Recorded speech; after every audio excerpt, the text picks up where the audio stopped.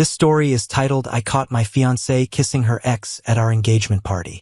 When I confronted her, she just brushed it off and said, "You're overreacting," like I was the problem. She even mocked me. I didn't say anything in that moment, but the next day, she was blowing up my phone, call after call, almost hysterical.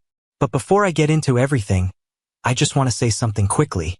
If you're watching this, it would really help if you subscribed.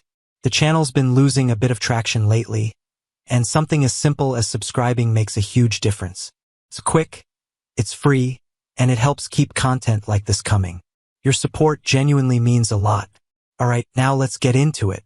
So, hey guys, I'm a 28-year-old guy, and last night I walked out of my own engagement party.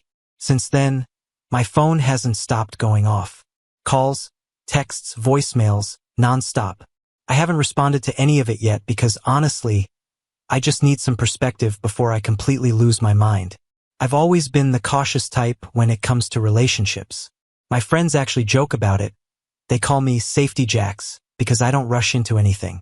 I like to take my time, pay attention to red flags, think things through carefully. That's just how I've always been wired. But all of that changed when I met Zelina 2 years ago. We matched on Hinge, and to be completely honest, she was way out of my league. Like way prettier than anyone who had ever swiped right on me before. I remember going into our first date fully expecting to get ghosted afterward. But instead, we ended up talking for hours. It just clicked. She was smart, confident, and had this kind of laugh that made everyone around her feel lighter. I was hooked from day one. After that, things moved fast. Faster than I was used to. We moved in together after just 8 months, which, for me, was a big step. But it felt right at the time. Then, after almost 2 years together, I proposed. It was during a hike to this lookout point she absolutely loved.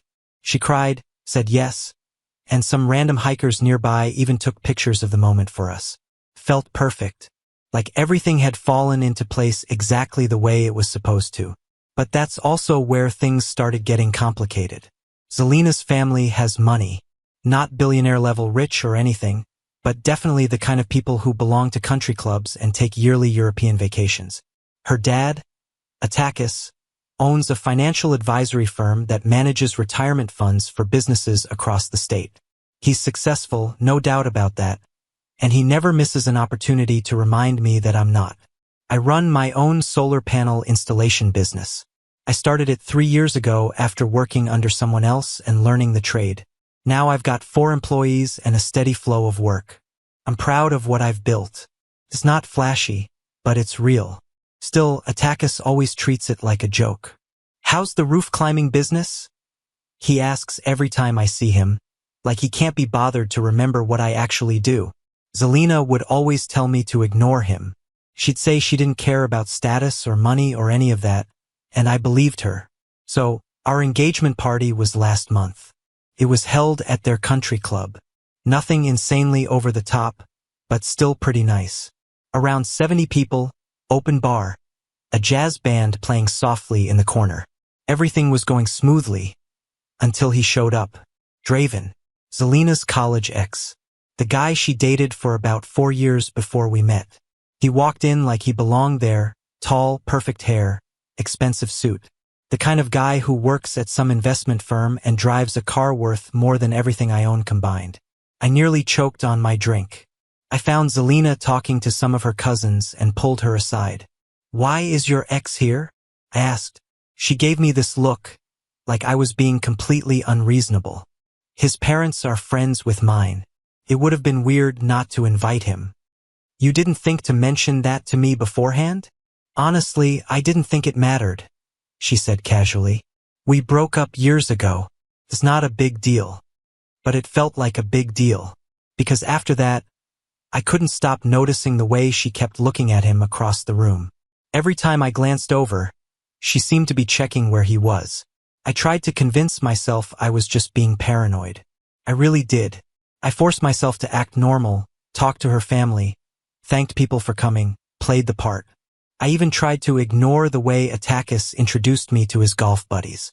"This is Zelina's fiancé. He does solar things." Real subtle. About an hour into the party, I realized I hadn't seen Zelina in a while. At first, I assumed she was in the bathroom or talking to relatives somewhere. But after 20 minutes, I started actively looking for her. I checked the main hall, the patio, even asked one of her friends if she'd seen her. Nothing. There was a hallway leading to some smaller rooms and the coat check area. I hadn't checked there yet, so I headed that way, just thinking I'd find her, and maybe we could take some pictures together or something. And that's when everything fell apart. I turned the corner and saw her. She was standing with Draven in a small alcove near the coat room. They were close. Too close. His hand was on her waist, and they were kissing. Not aggressively, not like they were making out, but it was still a real kiss. The kind of kiss between two people who know exactly what they're doing. They didn't notice me at first. I just stood there, completely frozen, like an idiot. It felt as if someone had dumped a bucket of ice water over my entire body. Couldn't move, couldn't speak. My mind just refused to process what I was looking at. For a few seconds, everything around me went quiet, like the world had muted itself. Then Draven noticed me. He pulled back casually, adjusting his tie as if nothing had happened. No panic, no guilt, not even surprise. Just this strange, almost amused half-smile that instantly made my blood boil. I swear, in that moment I wanted to punch him. Zelina turned around next. And honestly, her reaction hit me harder than the kiss itself. She didn't look guilty. She didn't look embarrassed. She looked annoyed, like I had just interrupted something mildly inconvenient. "Jax," she sighed, as if I was the problem here. "Don't make this into a big thing." It took me a second, but I finally found my voice. "What's going on here?" She actually rolled her eyes. Not even subtly. Fully rolled her eyes at me. "It was just a quick goodbye kiss," she said, brushing it off like it was nothing. "We have history together. It's really not that serious." I stared at her, trying to make sense of what she was saying. "You are kissing your ex at our engagement party?" I said slowly, like I had to spell it out because she somehow didn't understand the situation. "It was barely even a kiss," she replied, casually fixing her lipstick like we were discussing the weather. "We dated for 4 years, Jax. We're still friends. Don't be so insecure about it." Before I could even respond, Draven shoved his hands into his pockets and added, "Yeah, man, we were just talking about old times. No need to make it weird." I think that's the exact moment something inside me just shut off. All the anger, the confusion, the hurt, it just went quiet. I felt strangely calm, almost detached, like I was watching this happen to someone else instead of living it myself. I didn't argue. I didn't yell. I just nodded, turned around, and started walking away. "Jax," Zelina called after me. "Don't you dare make a scene right now." But I didn't stop. I didn't look back at her, didn't look at anyone. I just walked straight through the party, past all the people, the music, the laughter, grabbed my jacket from the coat check, and headed straight outside. By the time I reached the parking lot, my phone was already buzzing nonstop. "Zelina, where did you go?" "Zelina, answer your phone." "Zelina, you're being completely immature." "Zelina, my dad is asking where you went." "Zelina, OMG, you're embarrassing me so much." I didn't reply to a single message. I just turned my phone off, got into my car, and drove. I didn't even know where I was going at first. I just knew I needed to get as far away from that place as possible. Eventually, without really thinking about it, I ended up at my friend Kai's place. He opened the door, took one look at my face, and immediately knew something was wrong. "Bro, what happened?" he asked, stepping aside to let me in. We went out to his balcony, and I told him everything. Every single detail. He didn't interrupt, didn't try to give advice or jump to conclusions. He just listened, letting me get it all out. When I finally finished, he leaned back and asked quietly, "What are you going to do?" I shook my head. "I don't know, but I can't marry her. Not after this." He nodded like he already expected that answer. "You can crash here as long as you need." And that's how I ended up sleeping on Kai's gaming couch. Which, by the way, is definitely not designed for someone my height. I barely got any sleep, just laying there, staring at the ceiling, trying to figure out what the hell I was supposed to do next. The next morning, I woke up to chaos. My phone was flooded with notifications. Missed calls, texts, voicemails, all from Zelina and her dad. It was insane. Watching Zelina's messages from overnight was like watching all 5 stages of grief play out in real time. First, anger. How could I embarrass her like that? Then her dad chiming in, furious, calling me immature. Then denial and bargaining. The kiss wasn't what I thought. Draven meant nothing. I was overreacting. But the voicemails from Attakis, those were something else. At first, he was straight up threatening. You better get back here and apologize to my daughter for embarrassing her like this. We have guests from out of town who came specifically for this party. This is completely unacceptable behavior. Then he switched tones, trying to sound calm and reasonable, but still dripping with condescension. Jax, I understand you might be upset, but this is not how adults handle their problems. Call me back so we can discuss this situation like men. I didn't respond to any of it. I just turned my phone off again and sat there, trying to think. Kai had already left for work, so I was alone in his apartment for most of the day. And that's when everything really started to sink in. Not just what happened at the party, but everything leading up to it. Zelina and I had been together for 2 years. And in that time, there were all these little things I'd ignored. The comments she used to make about my business. Once you get bigger clients, or when you can afford to hire more people. Always implying that what I had built wasn't enough yet. The way she introduced me to her rich friends. This is Jack. He owns his own business. And then she'd just leave it at that, never actually explaining what I did. Like she was embarrassed. And the way she always sided with her dad whenever he made those snide remarks about my work. The jokes about upgrading my wardrobe. The time she'd mentioned Draven. Then suddenly changed the subject like there was more she wasn't saying. I started realizing just how many red flags I had ignored. All because I was so into her. And sitting there, alone, replaying everything in my head, I finally saw it clearly.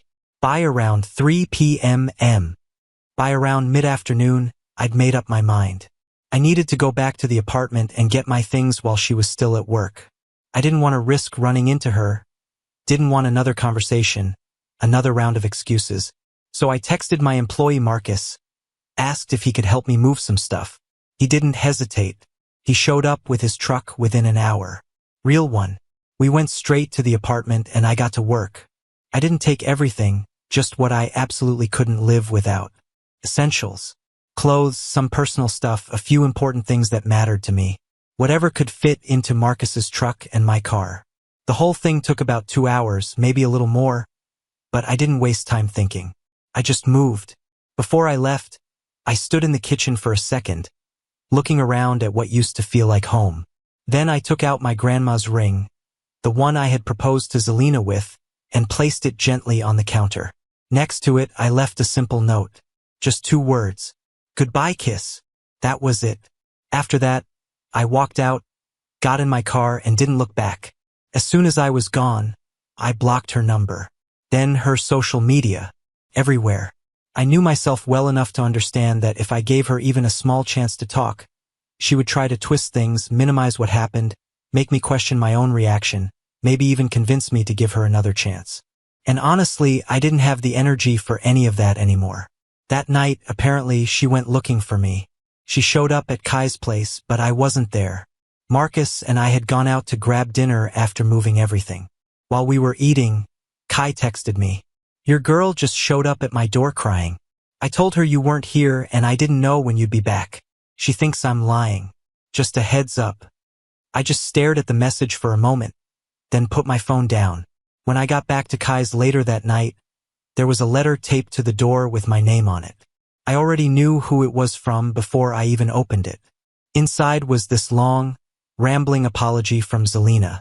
She wrote about how the kiss just happened, how it didn't mean anything. Said she and Draven were just talking about old times and got caught up in the moment. She kept repeating that it was nothing, a mistake, something small. Then she shifted tone, saying she was devastated that I would throw away our entire future over one tiny slip-up. At the end, she begged me to call her. I didn't even finish it properly. I tore the letter into pieces and threw it straight into the trash. The next morning, I woke up with a clear plan. I spent most of the day calling wedding vendors, canceling everything. I had paid for about half of the deposits myself, even though her parents were covering most of the wedding. I had insisted on contributing my share back then, thinking it mattered. Now it just felt like another loose end to tie up. Surprisingly, most of the vendors were understanding. Some of them even offered partial refunds when I explained what had happened. It wasn't a great conversation to have over and over again, but it was necessary. I was just finishing up the last cancellation call when my phone rang. Unknown number. For a second, I considered ignoring it. Part of me thought it might be Zelina calling from someone else's phone. But for some reason, I answered. "Jax, don't hang up," the voice said quickly. "Draven, of course. We should talk about what happened." "There's nothing to talk about," I replied flatly. "Look, man, I just want to explain. That kiss wasn't planned or anything. Zelina and I were just catching up, talking about college days, and it just sort of happened. It didn't mean anything." I let out a short, humorless breath. "So you randomly kiss all your exes when you're catching up? Or just the ones who are engaged?" He sighed on the other end. "It was a mistake. One-time thing. Ella loves you, man. She's a mess right now." "Cut the crap," I said, my voice sharper now. "Why do you even care?" There was a brief pause. "I just don't want to be the reason someone's relationship ends," he said finally. "That's not cool." "You're not the reason," I replied. "Zelina made her choice when she kissed you back. And I made mine when I walked out. We're done here." I didn't wait for him to respond. I hung up and blocked his number immediately. Later that afternoon, her dad called. Actually, he called multiple times before I finally picked up. "What?" I said as soon as I answered. "We need to discuss the situation with you and my daughter," he said, his tone calm, controlled, all business. "There's nothing to discuss. We're done. Don't be hasty. Everyone makes mistakes. Zelina feels terrible about what happened." I paused for a second, then asked, "Is she sorry it happened? Or sorry I saw it?" There was a brief silence on the line. "Jax," he continued, adjusting his tone. "I understand you're upset, but perhaps we can come to some kind of arrangement to handle this quietly." I frowned. "What does that mean?" "Well, I know your business is still growing," he said. "Perhaps you could use some financial assistance. A loan to help expand. In exchange, you and Zelina could postpone the wedding. Work through this rough patch." For a moment, I genuinely couldn't believe what I was hearing. "Are you trying to bribe me to stay with your daughter after she cheated?" "I wouldn't put it that way," he replied smoothly. "I'm offering to help smooth things over during a difficult time." "No thanks," I said, and hung up. I sat there for a while after that, staring at my phone. I didn't understand why he was so desperate to keep the engagement intact. It wasn't like he ever liked me that much in the first place.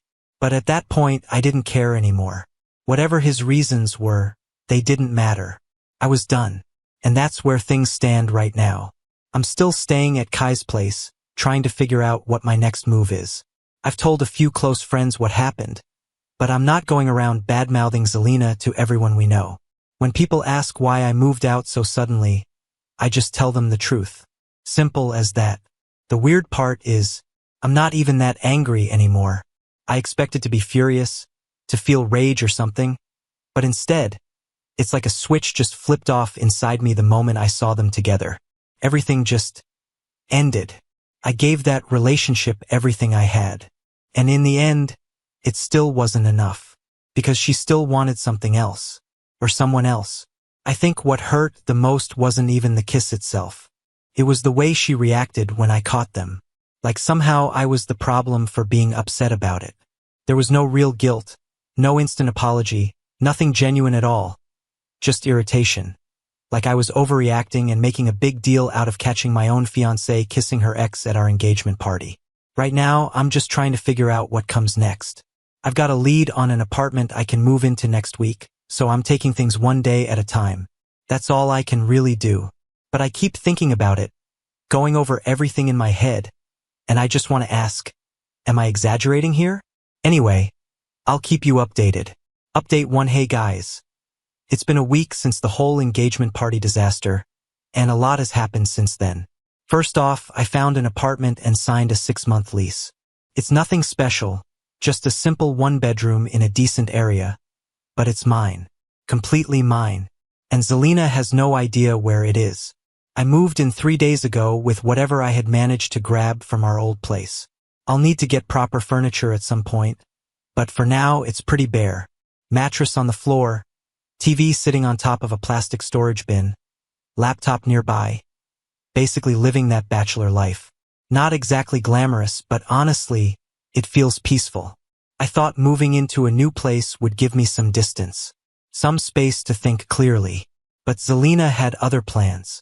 Since she couldn't reach me by phone, still blocked everywhere, she decided to show up at my work site on Monday. I run a solar panel installation business, and that day we were working on a house out in the suburbs. Pretty nice place. I was up on the roof with 2 of my guys, focused on the installation, when Marcus, who was down on the ground, called up to me. Boss, he said, looking a bit unsure. There's someone here to see you. Looks like your fiancé. Ex-fiancé, I corrected automatically as I started climbing down. When I reached the ground, I saw her. Zelina was standing there in heels and this expensive-looking dress, completely out of place among the trucks, tools, and equipment. She looked like she belonged at a high-end brunch, not a construction site. To make things worse, the homeowner had stepped outside to see what was going on, which made the whole situation even more awkward. We need to talk, she said, not even bothering to lower her voice. I'm working, I replied, gesturing around us. You've been ignoring all my calls and texts, she shot back. You moved out without even talking to me. You're acting ridiculous. I looked at her, calm but firm. I'm acting like someone who caught his fiancée kissing another man. What exactly did you expect? She glanced briefly at the customer watching us, then lowered her voice just a little. That was nothing. A stupid mistake. One little kiss. You're throwing away our entire relationship over it. If it was nothing, I asked, keeping my voice steady, why were you doing it? Draven and I were just talking, she said quickly. He leaned in. It just happened. It meant nothing. Same excuses. Same dismissive tone. I didn't even bother responding this time. There was nothing left to say. I turned and started walking back toward the house, ready to get back to work. So that's it? She called after me. 2 years together and you're just done? I stopped, turned back, and met her eyes. Yep. Her expression hardened. Unbelievable. Then she shook her head, her eyes narrowing. You know what? This is probably for the best. I was settling anyway. Settling? I repeated, a little surprised despite everything. Look at you, she said, gesturing at my work clothes. Climbing around on roofs for a living, driving that beat-up truck, living paycheck to paycheck. You really think that's the kind of life I want? That's the kind of man I deserve? I just smiled. No, I said quietly. I don't think that's what you deserve at all. She blinked, clearly not expecting that. You deserve exactly what you're getting, I continued. And I deserve better than you. Behind me, the older lady who owned the house actually let out a soft, ooh, like she was watching a scene unfold in real time. Zelina's face flushed. You'll regret this, she snapped. No one will ever love you like I did. That's what I'm counting on, I replied, giving a small nod. Then I turned my back on her and walked toward my crew. Back to work, guys. These panels aren't going to install themselves. A second later, I heard her car door slam, followed by the sharp rev of her engine as she sped off. The homeowner came over and gently patted my arm. Seems like you dodged a bullet there, honey. I gave her a small, polite smile and went back to work, but my mind wasn't really there anymore. I kept replaying what Zelina had said, the way she talked about my job, my life, like it was something beneath her. And it made me wonder, had she always felt that way? Had she always seen me as less than her? That evening, I got a text from a number I didn't recognize. Hi Jax, this is Nix. We haven't met, but I think we need to talk. I'm Draven's girlfriend. I stared at the message, confused. Wait, what? Draven has a girlfriend? The same Draven who was kissing my fiancé at our engagement party? I didn't know what to make of it, but I was curious enough to respond. We agreed to meet for coffee the next day. When I met Nix, she turned out to be nothing like I expected. Purple hair, laid-back vibe, works as a graphic designer. She seemed cool, straightforward, and she didn't waste any time getting to the point. Draven's been cheating on me with Zelina for months, she said, pulling out her phone.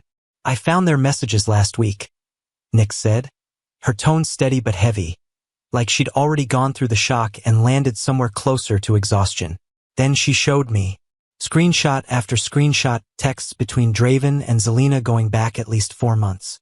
And these weren't just casual conversations or friendly check-ins. They were making plans, meeting up, talking about hotels they'd stayed at together. There were even explicit messages, things I honestly didn't need to read, things that made my stomach turn. And then one message hit harder than all the rest.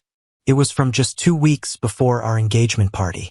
Zelina had written, Jax's business connections are perfect for helping me launch my interior design company. Once that's running, we'll figure us out.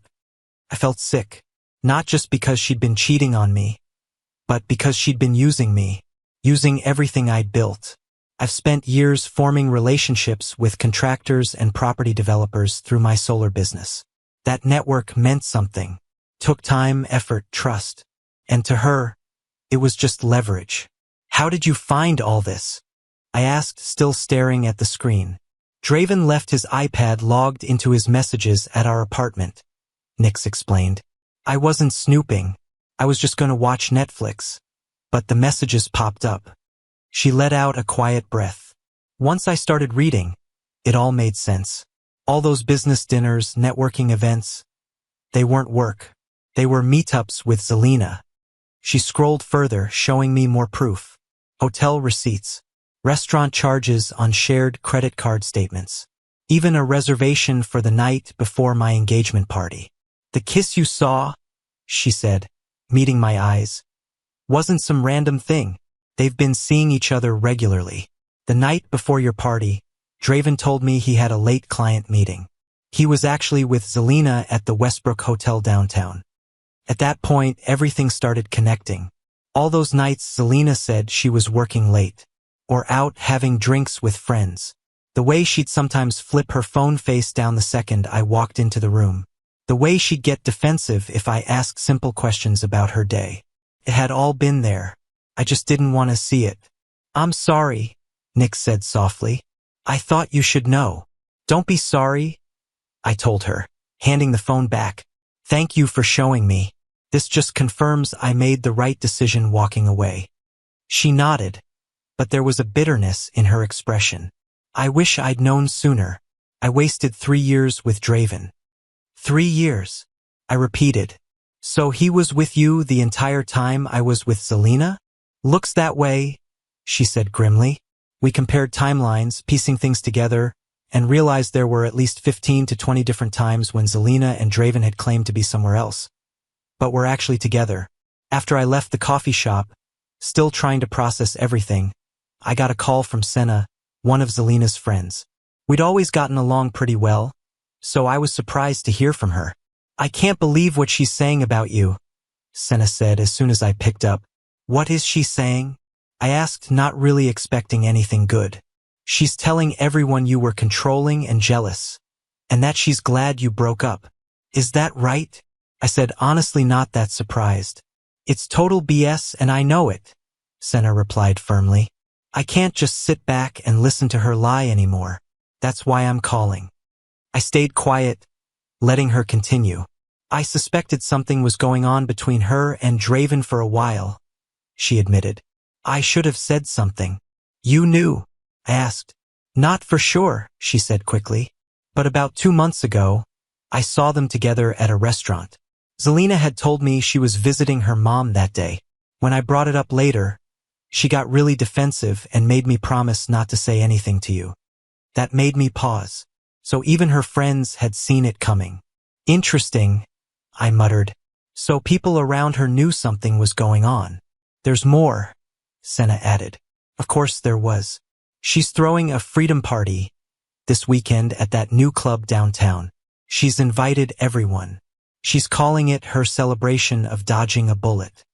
She hesitated for a second, then added, Draven's going to be there, as her date. I let out a short laugh. Good for them. Hope they have fun.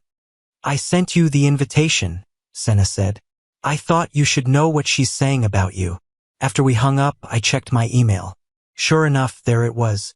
An invite to Zelina's so-called freedom celebration. The picture showed her smiling like nothing had ever happened, with a caption that read, Finally free and living my best life. Without really thinking about it, I forwarded the invitation to Attakis. No message. Just sent it. 10 minutes later, my phone rang. Attakis. What is the meaning of this? He demanded the second I answered. I just thought you'd want to know what your daughter's up to while you're busy trying to save her engagement. I replied calmly. Where did you get this invitation?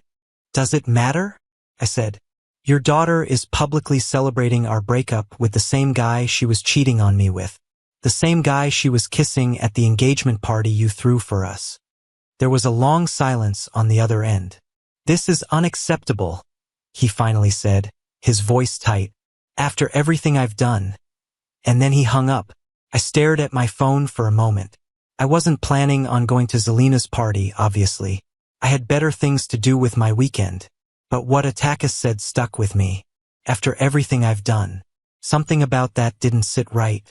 Something weird was definitely going on with her family. So I decided to make a call. My friend Raven works as a reporter at a local business journal. If anyone knew about financial gossip in town, it was her. Hey Raven, I said when she picked up. Quick question. Have you heard anything about Bennett Financial Advisors lately? Anything unusual going on? There was a pause. Wait, you didn't know? She said. Know what? They're under investigation by state regulators, she replied. How did you hear about it? I went quiet for a second. I didn't, I said slowly. Not until now. What kind of investigation? I asked, trying to keep my voice steady. Compliance issues with client accounts, Raven replied. Nothing public yet, but it's serious. Several big clients are already quietly pulling their money. Why are you asking about Attakis's company? I gave her a quick version of everything that had happened, and as I spoke, something clicked into place in my head. Attakis's sudden desperation, the bribe, the pressure to keep the engagement intact. It all made sense. A big, expensive family wedding would make everything look stable, successful, like nothing was wrong. And when your company is under investigation, that kind of image matters. Nothing says everything's fine, like throwing money around on a lavish wedding.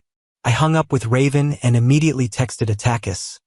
I know about the regulatory investigation. No reply. For about an hour, nothing. Then my doorbell rang. I walked over and peeked through the peephole. And there he was, Attakis Bennett himself. Somehow he had tracked down my new address like some kind of rich people GPS. I opened the door, but I didn't invite him in. Jax, he said, smooth as ever, all business. I think we got off on the wrong foot.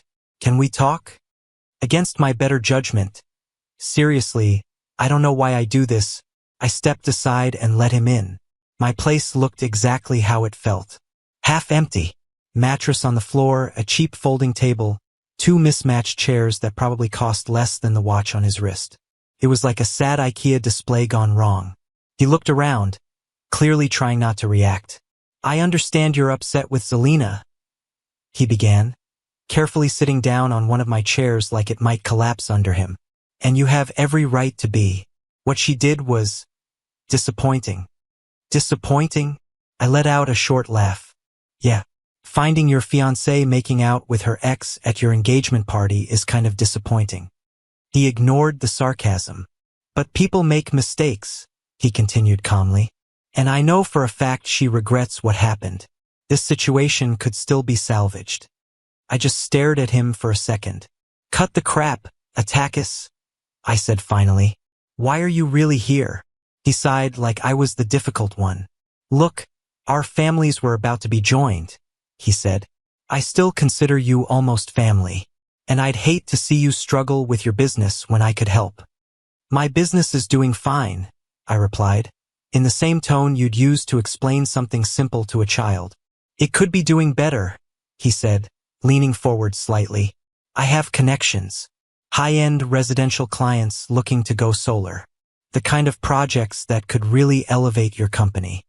I narrowed my eyes. In exchange for what? Getting back with Zelina? Let me guess. We just pretend I didn't see her making out with her ex? Think of it as a fresh start, he said smoothly. People reconcile after mistakes all the time. I shook my head slowly. Yeah, that's going to be a no from me. And just like that, his expression changed. The mask slipped. I was trying to be reasonable, Jax, he said, his voice colder now. But since you mentioned the investigation into my company, you should understand that information like that could be damaging if it were to get out prematurely. I looked at him, disbelief turning into anger. Is that a threat? Because it sounds like a threat, just dressed up nicely. It's a reminder, he said coolly, that we all have vulnerabilities. Then he added, almost casually, your solar supplier? They receive financing through a subsidiary of my firm. One word from me, and your credit terms could become complicated. My stomach dropped. If my supplier pulled my credit terms, I was done. No materials, no projects, no business. So that's the real Attackus Bennett, I said quietly. Threatening someone's livelihood because your daughter couldn't keep her promises. Father of the year. I prefer to think of it as protecting my family's interests, he replied, standing up. He straightened his jacket, completely composed again. Think about my offer. High-end clients in exchange for your discretion. And reconciliation with Zelina. Or choose the alternative. Then he walked out. After he left, I just sat there on my mattress, staring at the wall, trying to process how my life had somehow turned into a bad Netflix drama. For the next few hours, I started calling other suppliers, asking about pricing, availability, anything, trying to build some kind of backup plan. It would cost more, definitely, but maybe it was still possible, because the thought of going back to Zelina, of pretending none of this happened just to save my business. Yeah, I'd rather launch myself into the sun. So that's where things stand right now. I'm trying to figure out how to protect the business I built from scratch. From my ex's father and his threats. I've told a few close friends what's going on, but I'm not out there trying to destroy Zelina's reputation. I don't need to. The truth is already making its way out on its own. And the weird part? I'm not even angry at her anymore. I'm just relieved. Relieved I found out who she really was before I married her. But her dad? That's a different story. That situation has me stressed. This business isn't just mine, it supports my employees too. People depend on it. In a strange way, catching that kiss might have been the best thing that ever happened to me. But it also opened the door to a whole new mess I never saw coming. Funny how life works like that. Final update, hey again. It's been about 2 weeks since everything went down. So, the big event this weekend was Zelina's so-called freedom party. Her celebration of our breakup. I obviously didn't go, but I heard everything. And let me tell you, it did not go the way she probably imagined. According to Senna, Zelina showed up with Draven as her date and she was going around telling everyone. She went around telling everyone that I had been controlling and jealous, that she had finally escaped what she called a toxic relationship, painting herself as the victim, but about an hour into the party everything flipped when her dad showed up out of nowhere, walked straight onto the dance floor where Zelina and Draven were standing, and started shouting at them in front of everyone, calling Draven a worthless parasite and Zelina an ungrateful child, then announcing that her credit cards were canceled, her allowance was cut off, and she had exactly 2 weeks to move out of her apartment, and Zelina completely lost it, screaming back at him that he couldn't control her anymore while Draven just stood there awkwardly, not knowing what to do, until eventually the bouncers stepped in and kicked all 3 of them out, and the next morning I got a message from an unknown number, which turned out to be Zelina using someone else's phone, sending me a long emotional paragraph about how much she regretted everything, how Draven had manipulated her, how she had made the biggest mistake of her life and begging me to talk, But I didn't respond, and later that same day Nix called me and asked if I had heard what happened at the party. I told her I knew the basics from Senna, but she said there was more, that Draven had already tried crawling back to her, claiming Zelina was crazy, saying he made a mistake, insisting it was never serious and that they were just hooking up casually, that he never promised Zelina anything real, and when I asked what she said, Nix told me she shut him down and told him to get lost, but wanted me to know they were already turning on each other, and honestly it felt like karma doing its thing. But I still had this weight on my mind about my business and the threat from Attakis, so Monday morning when my main solar supplier called I was ready for the worst, thinking my credit line had been sabotaged. But instead they sounded positive, asking if everything was okay and even offering to increase my credit because of my solid payment history and growing projects, which completely caught me off guard. And later I found out why when someone I knew from another financial firm mentioned that Bennett Financial was dealing with serious compliance issues and Attakis was busy trying to stop clients from pulling out, meaning he had bigger problems than going after me. And that same evening Zelina messaged me again from her own number saying her dad had cut her off completely and that she needed to talk. But I blocked her again because at that point it wasn't my problem anymore. And the strangest part in all of this is that I'm actually doing better than I have in months. Like a weight I didn't even realize I was carrying has finally been lifted. I didn't understand how much energy I had been wasting trying to prove myself to Zelina and her family until I stopped. And now my business is growing. I've got my own place, even a dog, and maybe something new starting with Echo. And even though none of this is where I thought I'd be a month ago, I can honestly say I'm happier than I've been in a long time. Because sometimes the worst moments in life end up pushing you towards something better. And if Zelina hadn't cheated, I'd still be planning a future with someone who didn't truly love me. Only what I could offer her. But now I'm free to build something real for myself.